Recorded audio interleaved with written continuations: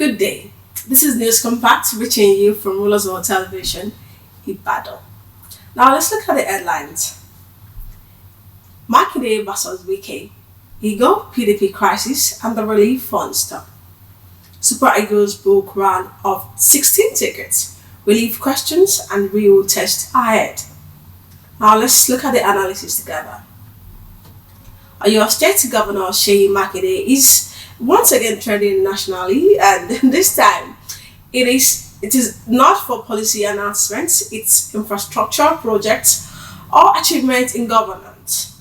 Instead, the spotlight has shifted to a mix of internal PDP fields, personal remarks. The spotlight has shifted to a mix of internal PDP fields, personal remarks, and controversies surrounding the Ibadan explosion federal intervention funds. The political drama, is multi-layered, blending wealth, influence, party control, and public perception, making it one of the most talked about political stories of the season. Now, let's start with Fayose. Fayose ignites the firestorm, the 50 billion allegation. The controversy began when former Ekiti State Governor Ayodele Fayose publicly alleged that President Bola Ahmed Tinubu had given Governor Makinde, as governor of your state, 50 billion as federal intervention after the devastating Ibadan explosion in January 2024. Now, Fayose described, the alleged transaction as a political betrayal, claiming the certain actors within PDP had attempted to exploit the fund for their own political ambitions. The allegation immediately went viral on social media, drawing widespread attention from political analysts, journalists, and ordinary Nigerians alike. Many began questioning how much the federal government actually released, how the funds were utilized, and whether transparency had been observed. Now, the 50 billion claim, regardless of its accuracy, added fuel to an already tense political environment, turning a governance issue into a full-blown political spectacle. Now, let's look at Makinde's, $1 billion at 29, comment about ego and supremacy. Let's look at that.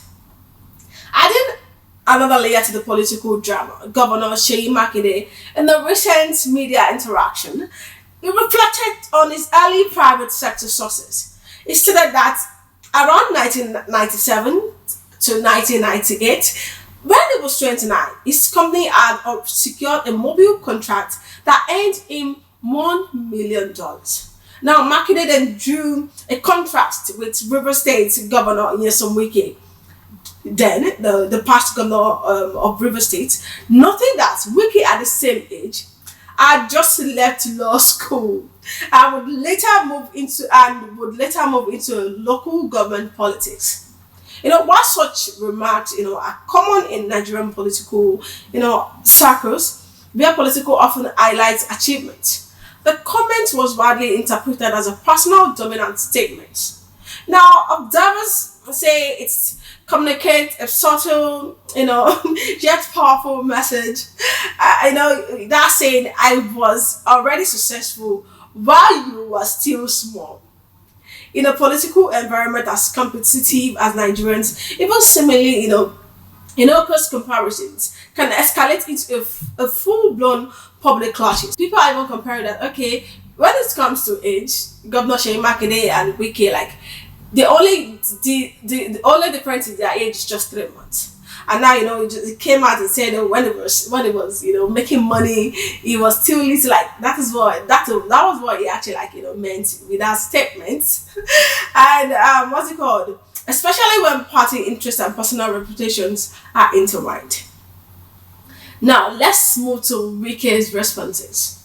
A political knowledge, mentorship, and influence overrode. Now, Wike's camp responded quickly, and we all know Wike, we all know he doesn't let things slide, framing the discussion around political strategy rather than wealth. Sources indicate that Wike emphasized that while Makinde may have had substantial wealth, Allegedly, even $1 billion financial resources alone do not guarantee you a political success. Now, Wike reportedly reminded the public that he had provided crucial political guidance and access to PDP structures that enabled Makinde to secure the governorship of Oyo State.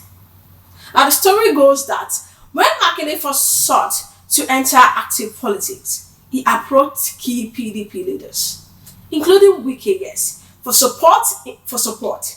Now, initially, his request was declined, and even tried to pursue political positions through the Social Democratic Party (SDP), only to fail. Now, eventually, with guidance and facilitation from Wike and other party elders, Makinde gained access to the PDP structure and won the 2019 gubernatorial election.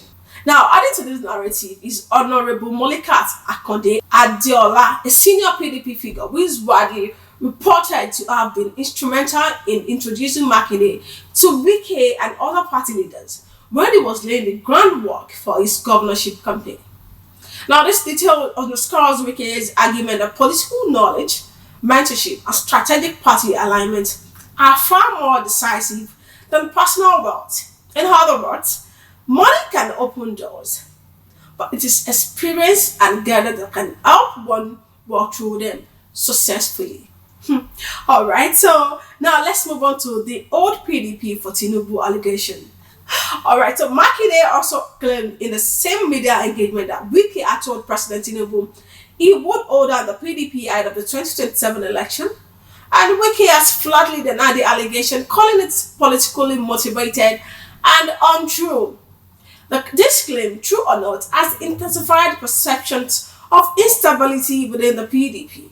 Now, many Nigerians and political analysts know that an opposition party preoccupied with internal conflict risks appearing disorganized and distracted, reducing its credibility as a viable alternative to the ruling APC.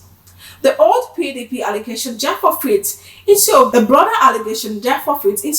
narrative of internal factionalism and competition for control of party structures, especially with the 2027 elections on the horizon. Now, let's look at the 50 billion versus 30 billion debate. Alright, so we're looking at we're looking at transparency, accountability, and public perception. Now, the debate around federal intervention funds for the Ibadan Special Acts another dimension to the political tussle, while opponents and social media commentators have pushed the 50 billion figure.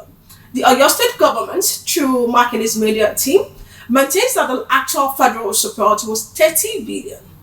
According to the government, the higher figure circulating represents requests, proposals, or promises not confirmed disbursement.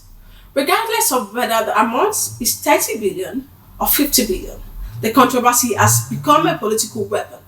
Opponents, particularly the Oyo APC, are demanding transparency, asking for detailed breakdowns of the funds, including who received what, how it was distributed, and what oversight measures were applied.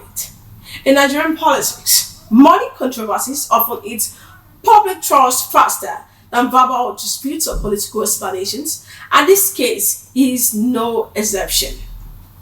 Now, let's look at the plain, Niger translation. Even if the truth is 30 billion, once the 50 billion figure enters public discourse, Nigerians are naturally going to ask, show evidence, show workings. We need to see what is going on. Okay, you collected 50 billion, if it is 50 billion, even if it is 30 billion. What did you use the 30 billion? What did you use the 50 billion to do? That's what people are asking. That's what people are saying. That's what Nigerians want to know. Who benefited it? How was the money shared? This makes the financial aspect a political leverage point, amplifying tensions beyond just personal or party rivalries. Now, let us look at what this drama really means. Because this isn't just a clash between Makinde and Wike, It's a three-layered political struggle now. The ego layer, yes, that's the debate about who is more accomplished. I started making $10 billion while I was 29. You were still somewhere, and all of those things. And the party control layer, who controls the PDP heading into 2027. Is it still going to be Makinde? Is it going to be Wike? And now the credibility layer, money and transparency controversies. Yes. So each layer interacts with the others, making the conflict not just about personal jabs or party supremacy, but also about public trust, governance credibility, and the narrative that voters and political stakeholders perceive. And for Makinde, the biggest risk isn't the insult. It's allowing the opponents to successfully reframe him from a performing governor to a controversial governor. And for Wike and PDP, constant internal conflicts and public disagreements risk confirming a persistent public perception. And the opposition is distracted, divided, and unable to present itself as a credible alternative to APC in the upcoming election. Now, let's move from politics to good news. Up Super Eagles! Alright, so the Super Eagles have booked their place in the round of 16. And the round qualification brings relief. It has also sparked important questions about Nigerians' performance so far. On paper, getting out of the group is expected, but the journey hasn't been convincing. The Super Eagles have relied more on discipline, resilience, and narrow margins than outright dominance, a reality that has left fans both hopeful and cautious. Analytically, this qualification highlights three things. First, the team have shown mental strength, finding results, and even performances state. Second, Nigeria is still yet to reach its peak, especially in attack and decision making in the final third. And third, African football has evolved. No opponent is easy anymore. Now the tournament truly begins, yes. The round of 16 is knockout football. No second chances, no excuses again. If the Super Eagles want to go further, they must turn controlled performances into decisive victories. Nigeria is true, but the real test starts now. Alright, that will be all for now on news analysis right here on Rulers World Television. For more updates, visit our website at www.rulersworldtelevision.com and do subscribe to our YouTube channel, Rulers World Television. And do follow us on our social media handle, X, Facebook, Instagram, and TikTok, all as Rulers World Television. My name is Bolariwa Ololade. Thank you for watching. Until next time.